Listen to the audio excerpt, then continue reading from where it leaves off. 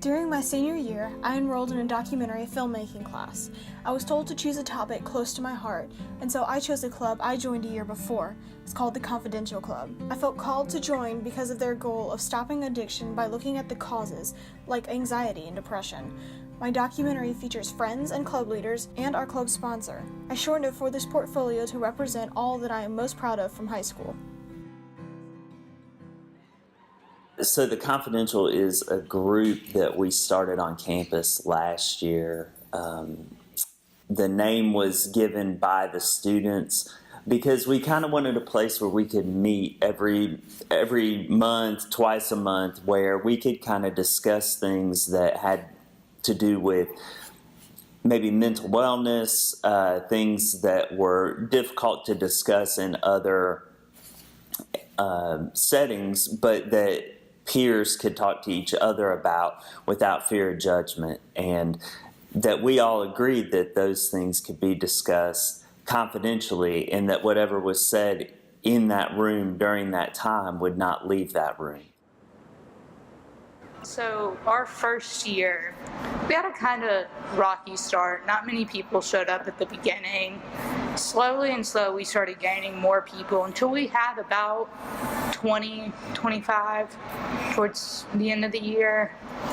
Around October, November, we had Sutton Smith come and speak, who was a senior at the time, with her father about their story with mental health and drug use. I have 2 tattoos.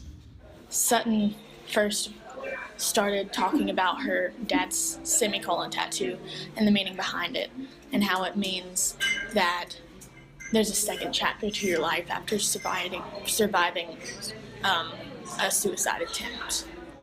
Ever since then, I've kind of been aware of that.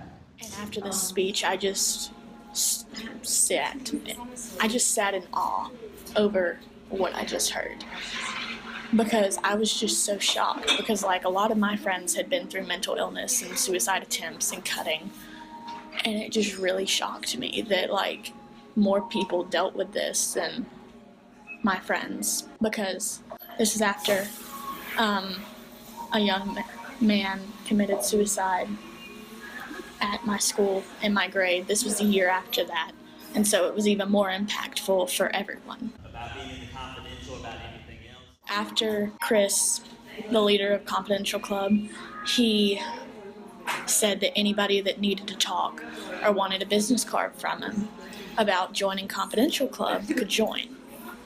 And so I went down to the front and I got a card, and it almost brought me to tears, because I was like, I want to help out so much in this club, because I just want to make the world a better place for people dealing with mental illness. And I've been in the club ever since, and I feel like we've done a lot to help people. But I just can't wait to see what great things the club does in future years, and how it changes in our community. I've seen how it is changing in Birmingham, drawing attention to the issues, and I just wish it could do the same thing in Auburn and Opelika, and bring attention to the issues we have. It's just all about helping people little by little at a time, and that's what they're doing.